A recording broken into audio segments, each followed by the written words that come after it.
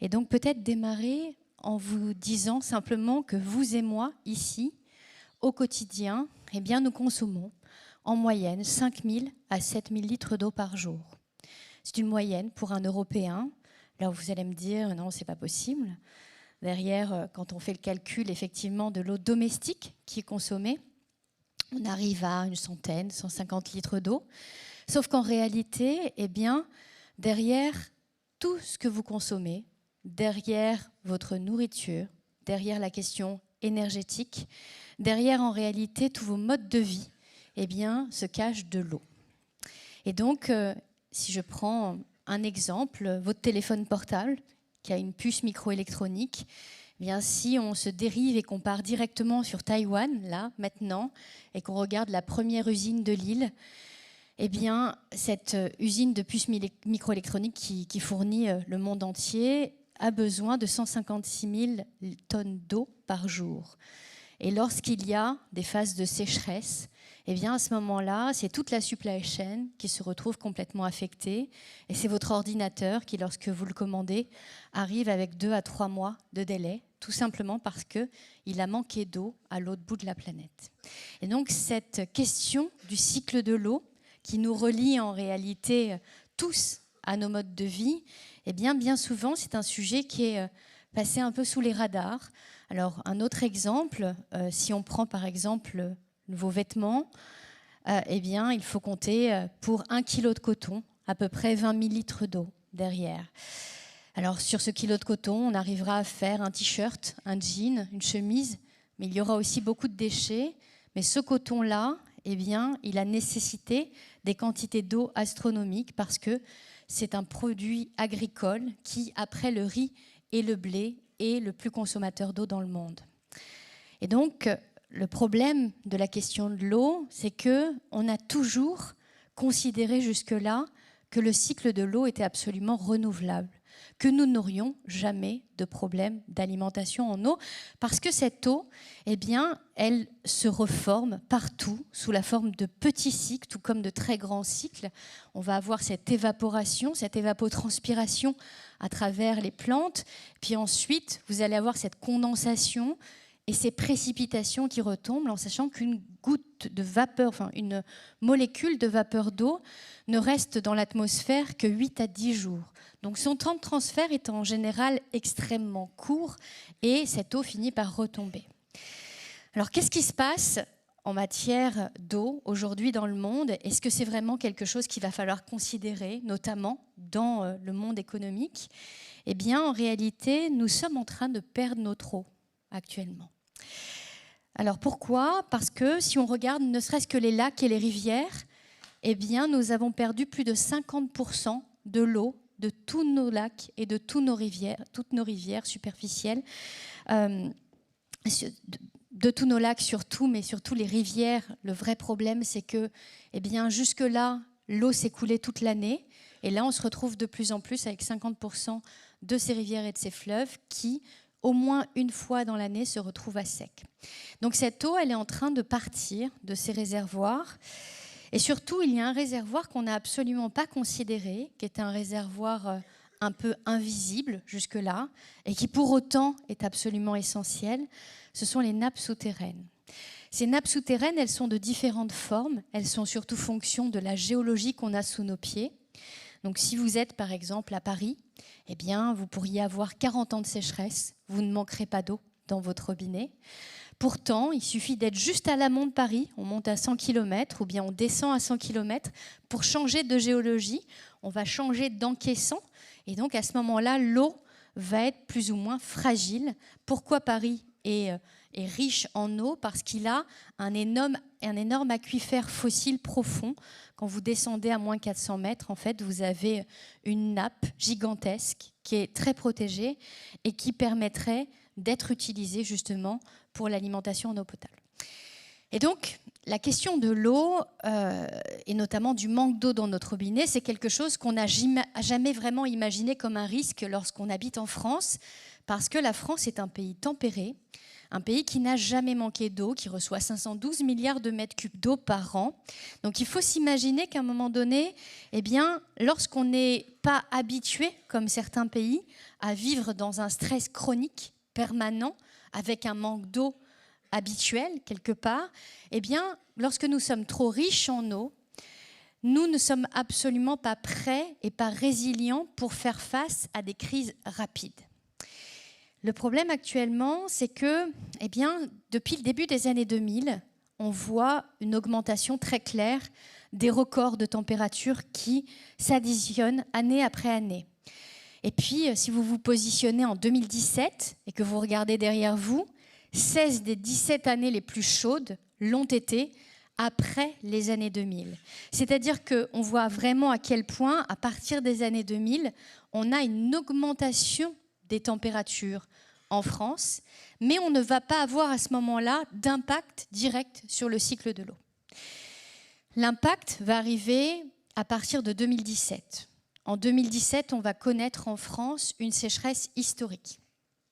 Qui dit sécheresse historique dit un impact direct sur notamment la production agricole. Donc on risque d'avoir des ruptures de croissance justement agricole, de rendement. Et puis ça signifie aussi d'autres risques qu'on n'aurait pas imaginés jusque-là. Je ne sais pas si vous vous rappelez des images du lac de Serponçon l'année dernière, qui avait perdu 17 mètres de hauteur. Et donc ce lac de Serponçon, en réalité, cache derrière un barrage hydroélectrique, donc un barrage qui fournit de l'électricité parce que justement, il a de l'eau. Donc, dans cette forme-là, si vous voulez avoir de l'eau, eh bien, si vous voulez avoir de l'électricité, il va vous falloir de l'eau. Donc, la plupart des formes aujourd'hui d'énergie cachent une question d'eau. C'est le cas pour les barrages hydroélectriques parce que c'est beaucoup plus visible. C'est le cas notamment du nucléaire. Vous avez peut-être vu cette année ou l'année dernière entendu parler dans les médias de centrales nucléaires qui se retrouvent à l'arrêt quelques jours parce que la température de rejet de ces centrales, elle pompe énormément d'eau. 50% de l'eau en France utilisée directement est pompée par les centrales thermiques, mais ensuite elle est restituée au milieu. C'est pour ça qu'on ne la considère pas autant. Et donc cette eau qui est pompée, qui est restituée, elle sert à refroidir des canalisations. Et donc ces canalisations, en fait, en les refroidissant, eh bien, cette eau se réchauffe, elle est restituée à la rivière et au milieu avec quelques degrés de plus. Et à ce moment-là, eh bien, on va avoir un risque d'atteinte du milieu parce que lorsque la température est à 20 ou 22 degrés, ce n'est pas vraiment un problème pour pouvoir restituer de quelques degrés de plus de l'eau. Par contre, lorsqu'on atteint des canicules, comme on a pu atteindre ces dernières années, là, effectivement, ça devient un problème majeur. On se retrouve vraiment avec un risque de ce qu'on appelle d'eutrophisation, c'est-à-dire un milieu naturel qui, à un moment donné, va se retrouver complètement étouffé par manque d'oxygène et donc qui risque, en fin de compte, de mettre à l'agonie un ensemble d'espèces de piscicoles de la rivière ou du fleuve. Donc en réalité, on se rend compte que derrière la question du nucléaire, eh bien, se cache aussi une question d'eau. Si on va plus loin et qu'on regarde, eh bien, par exemple, le solaire ou l'éolien, on se rend compte que là, on n'a pas besoin d'eau dans ce cas de figure. Et effectivement, c'est sans doute les moyens aujourd'hui, alors l'éolien étant fonction derrière du vent qui parfois peut être présent, mais qui parfois, eh bien, typiquement en 2021, on a manqué de vent en mer du Nord, donc les éoliennes offshore se sont retrouvées complètement à l'arrêt. Il a fallu rapidement se reporter sur du gaz naturel liquéfié pour pouvoir alimenter les serres des Pays-Bas d'agriculture intensive. Donc on se rend compte qu'en réalité, derrière ces questions, là aussi, le vent est extrêmement fragile, mais surtout dans les constituants, lorsque l'on regarde toute la transition énergétique actuelle et que l'on pense notamment par exemple au lithium, pour aller extraire du lithium, il faut monter dans les plaines d'Atacama au Chili. Et là, dans ce triangle, eh bien, nous avons en réalité besoin de quantités d'eau absolument astronomiques. Et donc, lorsque Cette eau, on va la chercher en général dans les milieux souterrains. On est d'ailleurs en train de vider actuellement des aquifères. Mais quand on n'en a pas assez, mais que le jeu en vaut les moyens, comme par exemple pour le lithium au Chili, eh bien on est capable de faire remonter cette eau 1500 km dans les terres et la faire remonter à 2500 mètres d'altitude pour continuer à extraire, parce que l'extraction minière a besoin de quantités d'eau assez importantes. Donc on se rend compte que la question de l'eau, en réalité, c'est une question plurielle, la question de tous nos constituants.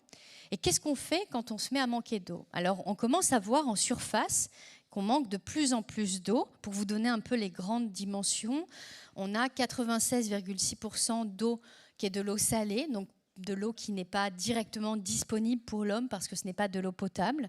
On a 2% à peu près d'eau dans nos îles lentisses polaires, donc Groenland, Arctique et Antarctique. Et il nous reste à peu près 1% d'eau douce que l'on a dans nos milieux souterrains. L'eau que l'on a directement accessible dans nos rivières et nos fleuves et nos lacs, eh bien, c'est 0,0028% de toute l'eau mondiale. Donc déjà, on se rend compte à quel point cette eau, qui est extrêmement facile à obtenir, l'eau qui vient de nos rivières, en réalité, elle est extrêmement fragile et il y en a très peu. Et sur cette planète bleue, qui semble ne jamais manquer d'eau, où on se dit qu'on désalinisera massivement, qu'on trouvera toujours des solutions, quand on regarde, effectivement, 71% de la Terre est couverte d'eau. Eh bien, quand on regarde dans le détail, en réalité, au niveau de la masse de la Terre, ça correspond seulement à 0,2%. Donc on se rend compte à quel point cette eau, elle paraît à la fois immense et elle est à la fois extrêmement fragile, mais surtout, elle est à la base même de tout système économique. S'il y a croissance, c'est parce que se cache de l'eau derrière. Donc, en réalité, derrière la question d'un PIB se cache une question d'eau. Aujourd'hui, qu'est-ce qui se passe? Eh bien, nous nous sommes appuyés pendant très longtemps sur des rivières et des fleuves. On les a détournés, on les a capturés à travers des barrages, on les a notamment endigués. Donc, en fait, ces fleuves et ces rivières commencent tous à se transformer complètement en fonction du desiderata de l'homme et donc en fonction de nos besoins. Le problème, c'est qu'avec une croissance effrénée, nous avions besoin de beaucoup plus d'eau. Et cette eau, si nous ne pouvons pas en récupérer assez en surface, il faut aller la chercher ailleurs. Et puis, on a eu l'avènement des pompes qui permettent d'aller soutirer l'eau souterraine. Et là, eh bien, notamment avec l'arrivée de pompes japonaises pas très chères, on s'est retrouvé avec 41 millions de pompes qui ont été achetées, notamment en Inde, derrière pour un développement agricole, pour pouvoir faire face à des famines, mais surtout pour pouvoir aujourd'hui alimenter plus clairement toutes ces filières et toutes ces chaînes d'industrie textile qui ont besoin de cette eau. Et si vous allez vous balader dans certains endroits en Inde aujourd'hui, eh bien, vous avez des petits agriculteurs locaux. Ce n'est pas une production agricole que vous allez récupérer là-bas, mais en fin de compte, ils vendent leur eau parce que ça coûte beaucoup, finalement, ça leur apporte beaucoup plus d'argent de vendre de l'eau que de vendre leur production agricole. Donc vous voyez des camions-citernes qui passent à peu près tous les jours pour venir récupérer l'eau de leur nappe. Alors ce ne serait pas un problème si ce cycle était renouvelable. Le problème, c'est que aujourd'hui, on a de nouvelles méthodes, de nouveaux moyens, notamment via la NASA, qui a lancé une mission qui s'appelle la mission Grace, qui permet, avec un double satellite, d'observer ce qui se passe dans les milieux souterrains. Et donc, on a découvert, sur ces 20 ans de données, depuis 2000 à 2020, qu'en réalité, on avait été capable de modifier la gravité terrestre, tellement on a soutiré d'eau dans les nappes phréatiques. Et une autre étude qui est sortie il y a quelques mois dans une revue de géophysique mondiale, là met en évidence le fait qu'on a été capable, à l'échelle planétaire, de modifier l'axe de la Terre de 80 cm vers l'est.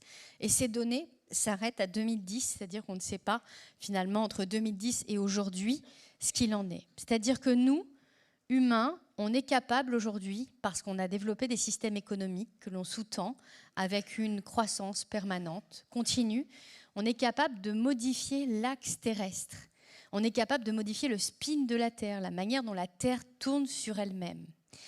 Et donc, ça doit nous interroger aujourd'hui parce que Si vous allez dans le Middle West, dans les grandes plaines américaines, on a tellement extrait de l'eau qu'on se retrouve aujourd'hui avec des terres et des aquifères complètement vides. Il faudrait 2500 ans de pluie pour pouvoir renouveler ces aquifères.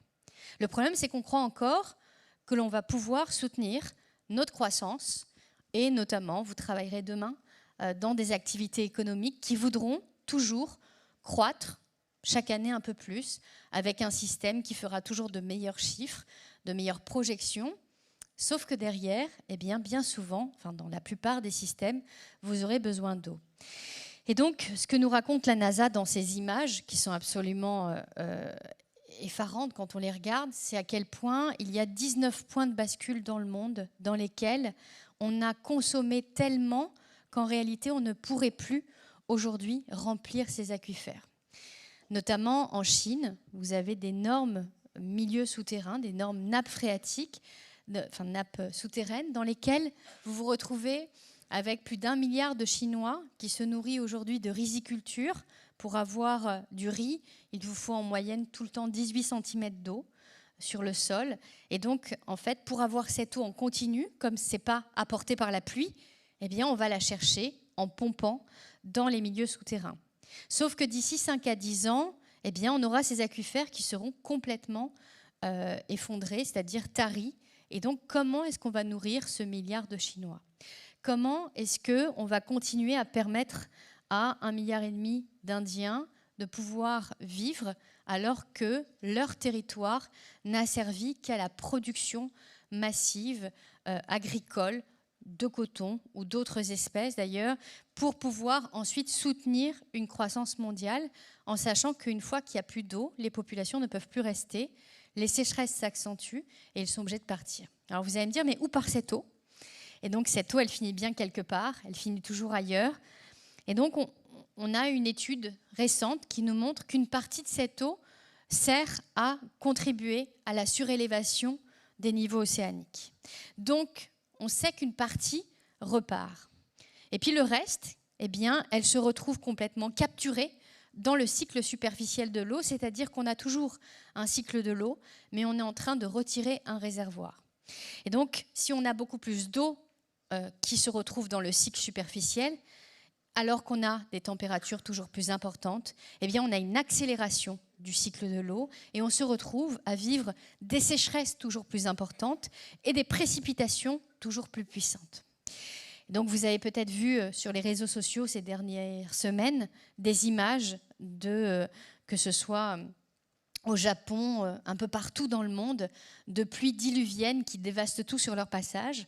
Pourquoi ? Parce qu'il existe une relation atmosphérique qui fait qu'à chaque fois que vous gagnez 1 degré dans l'atmosphère, vous allez gagner une capacité de précipitation de 7 à 10% en plus. C'est-à-dire qu'à chaque fois que vous augmentez la température atmosphérique, eh bien vous augmentez la capacité de générer de la pluie.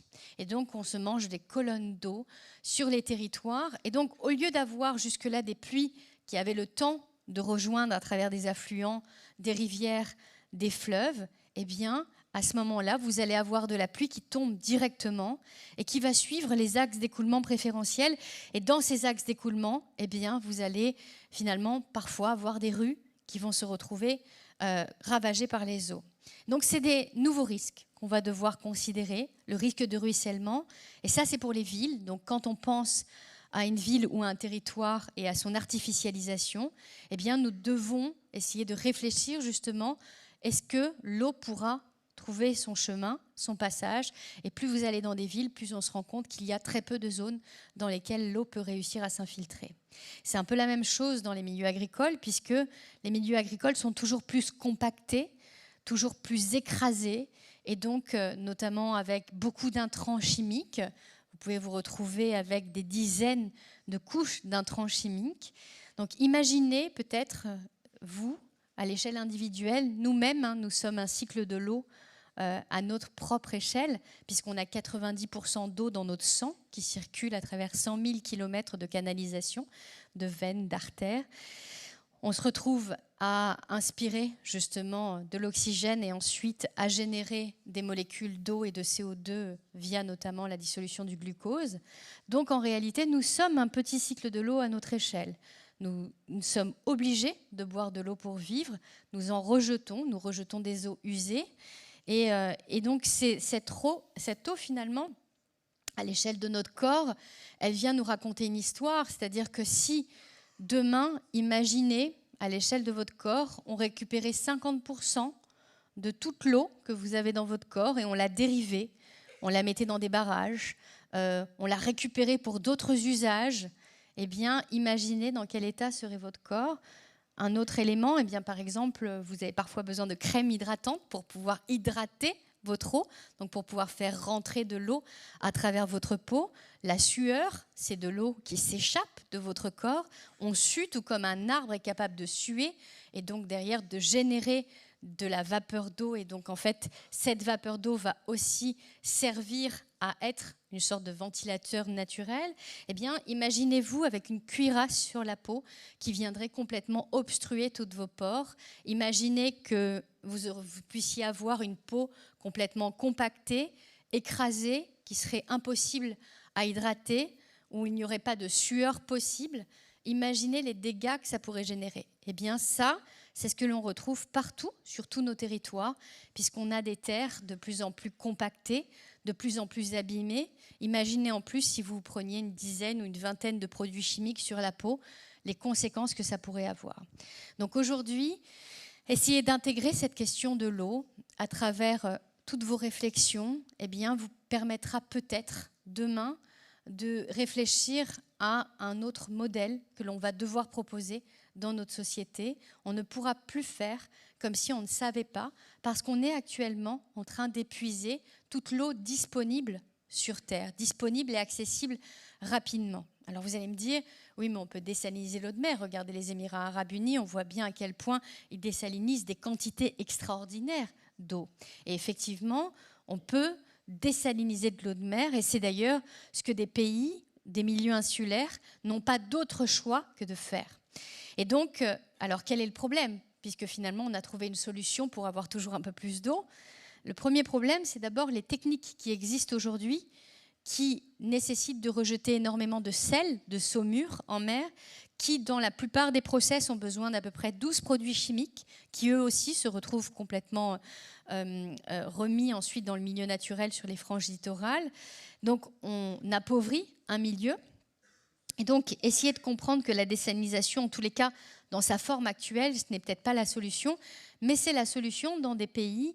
Je ne sais pas si vous avez entendu parler de ce qui se passe actuellement à Mayotte, mais à partir dans quelques jours, on n'aura plus que de l'eau 1 jour sur 3. À Mayotte, on est en France, et pour autant, eh bien, vous avez la conjonction entre des problèmes de sécheresse, des problèmes de gestion de cette eau dans les canalisations, des problèmes de surexploitation.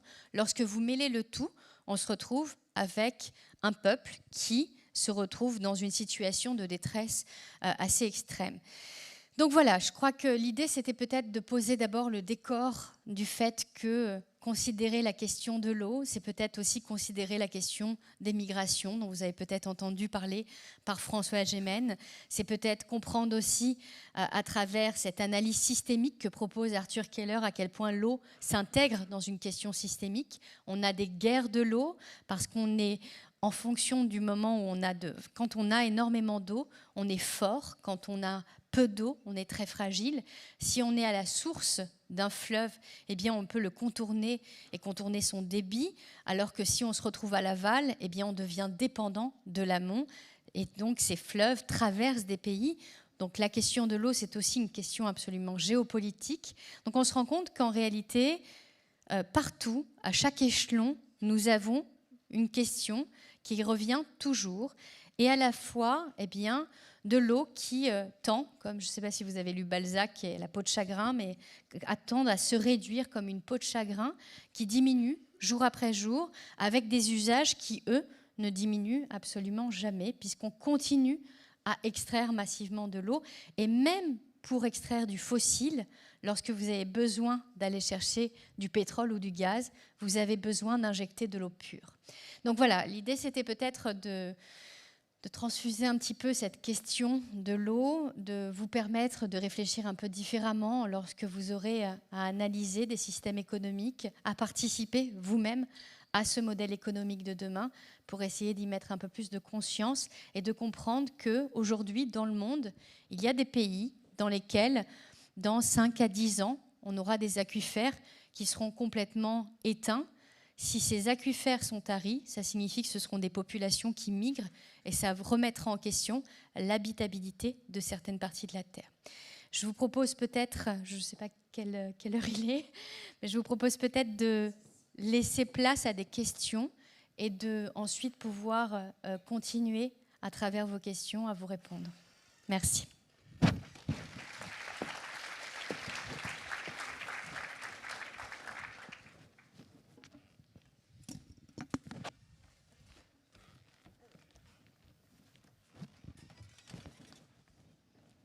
Questions ou réactions? Il y en a où? Oui, celui-là, mais il n'y en a qu'un seul.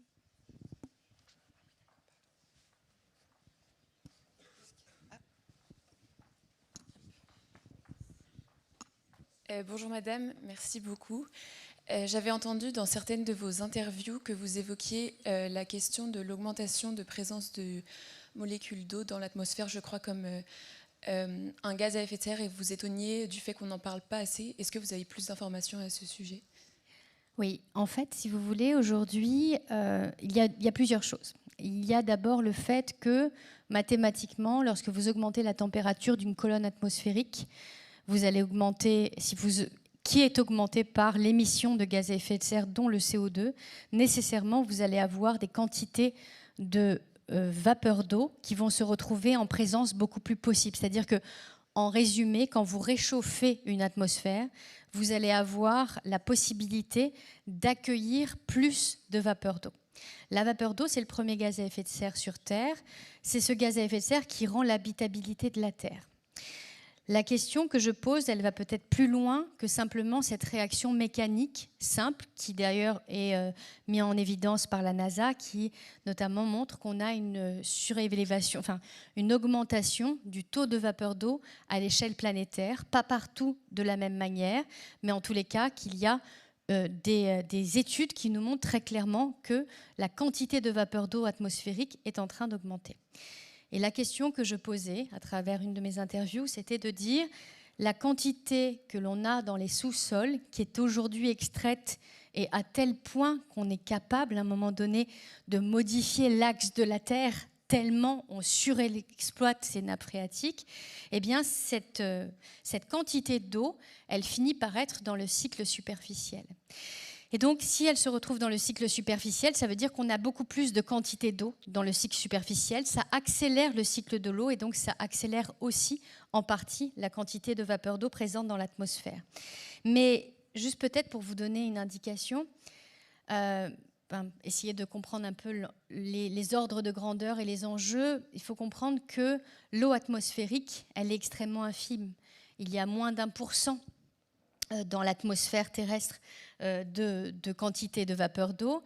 Par contre, ce qui est essentiel, c'est qu'à l'échelle planétaire, si vous voulez imaginer la quantité de vapeur d'eau qu'on a sur Terre, vous prenez la mer Caspienne, une toute petite mer intérieure, vous la divisez en 7 et vous vous retrouverez avec 1/7 de cette mer Caspienne. Ça correspond aux 12 000 km3 qui sont inclus dans toute l'atmosphère terrestre. Donc la quantité et la part de vapeur d'eau, elle est absolument infime. Ce que je soulignais, c'est simplement le fait que vous avez du CO2 naturel dans l'atmosphère, vous avez du CO2 anthropique émis par l'homme. Et donc la question des nappes phréatiques et des nappes aquifères profondes fossiles qui sont extraites, eh bien, pose des questions parce que, par exemple, à l'époque, le colonel Kadhafi, qui était ce dictateur qui a décidé de créer la grande rivière artificielle et donc de vider l'intégralité d'un réservoir, eh bien, lorsqu'il a décidé d'aller chercher dans la nappe en Libye et de pouvoir prélever toute l'eau qu'il y avait dans les sous-sols pour pouvoir alimenter Tripoli en eau et pour pouvoir rendre la région luxuriante et avoir beaucoup d'eau pour l'irrigation des cultures, eh bien, juste cette nappe-là, le contenant estimé de cette nappe-là, c'est à peu près 6000 fois le contenant de ce que l'on a dans toute l'atmosphère terrestre. Si vous multipliez ça par tous les aquifères au niveau mondial, il me semble qu'il est important de considérer cette part de vapeur d'eau anthropique, c'est-à-dire que ce que je voulais souligner, c'est à quel point lorsque l'on modifie le cycle de l'eau et qu'on modifie notamment son passage au niveau de l'atmosphère, eh bien, il ne faut jamais oublier que c'est un gaz à effet de serre extrêmement puissant et plus il est présent, plus lui aussi va contribuer à augmenter la température terrestre. Donc ce sont des questions qui sont cruciales, qui me semblent pas encore assez explorées dans ces liens entre les milieux souterrains et les milieux atmosphériques, et que la NASA est en train aujourd'hui de souligner, de mettre en évidence, mais en tous les cas, il y a un large champ à explorer. On sait aujourd'hui que les émissions de CO2 le surplus d'émissions de CO2 est lié à l'activité humaine, et il y a aussi un surplus de vapeur d'eau qui est lié à une forme d'activité humaine, notamment à l'irrigation et à l'extraction massive des sous-sols. Et donc, on doit aussi s'interroger sur cette part anthropique de ce cycle de l'eau. Merci.